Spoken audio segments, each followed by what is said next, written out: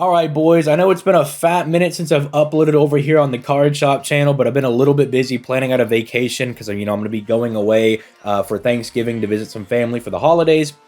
But I saw that we got a new selection pack, and I was like, you know what, let me just go ahead and talk about this. And honestly, it's not super hype. Like, I don't see a lot of people actually going on and summoning on this banner because there's not a whole lot of stuff that I think is really going to shift the meta around. This is kind of like, I would say, a easy skip banner, right? And it kind of is just letting us know that, all right, Sprite and Tier Element are on the horizon. They're probably going to be like either in the next pack or the pack right after that, right? Like, I'm expecting them to drop around Christmas because, Konami has to know that those are insanely hype decks. Well, hype if you're a huge meta player. If you're like a rogue deck enjoyer like myself, it's gonna be a mess. But I'm expecting them to kind of drop around Christmas time, and this is kind of like prepping everybody for that. And really, when I look at this box, I can see that like Konami says, oh yeah, we have Valence coming out. Valence is a pendulum deck. Let's put in all this other pendulum support. Like, we got like Beyond the Pendulum in here,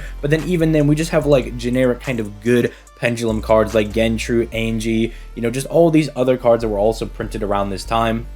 The problem, though, is that I don't want someone who's going to summon on this to get, like, kind of suckered in to playing a lot of those cards, because Valence aren't, like, traditional Pendulum cards. First and foremost, all of the main deck guys are 1-scales. Like, they innately don't Pendulum summon. In fact, they use stuff like Send It Switch to, like, move around the board to, like, proc their effects and whatnot. They're not really traditional pendulum cards, right? Like, they're only pendulums, I feel like, so they can like shift around from like the spell and like main monster zones and stuff like that. So it's like, it's a cool archetype, but it doesn't really synchronize with all the stuff they threw in here. But maybe that's why they threw in Beyond the Pendulum. That way they can be like, well, you're not meant to use these pendulum cards with Valence, you're meant to use like these cards with like Beyond the Pendulum and stuff like that. But even then, it's a little strange because Beyond the Pendulum was kind of like a really big deal in the TCG because we don't have Electromite in the TCG. But in Master Duel, like, I expect Beyond the Pendulum to see like a lot of play and such like that.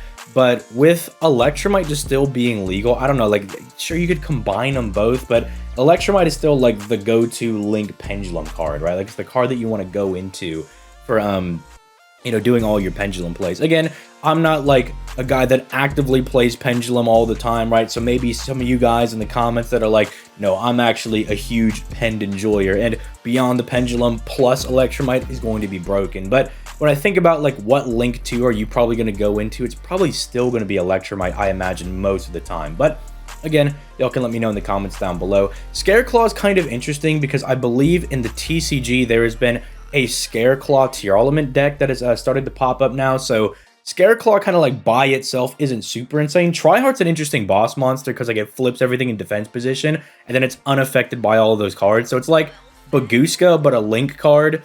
It's pretty nice, and it doesn't run out of material, and it's huge. It's 3k. So it's like, that's kind of an interesting card. But Scareclaw, when it like came out, really didn't see like a whole lot of play, and I'm not expecting it to see a whole lot of play in Master Duel either, right? I'm not really expecting people to be like, oh my god, it's time for me to play Scareclaw now and just go absolutely ham. It's kind of one of those things that, like, in the future, when we kind of like get Sprite and Tier and like all that other stuff, and you can start like meshing decks together, people might start playing it then. But overall, like, this box just seems like it's an easy skip for most people. I believe Cosmic Ocean is still going to be here for like, yeah, 26 days. I would argue that this is almost more worth going for. Unfortunately, we lost the branded pack.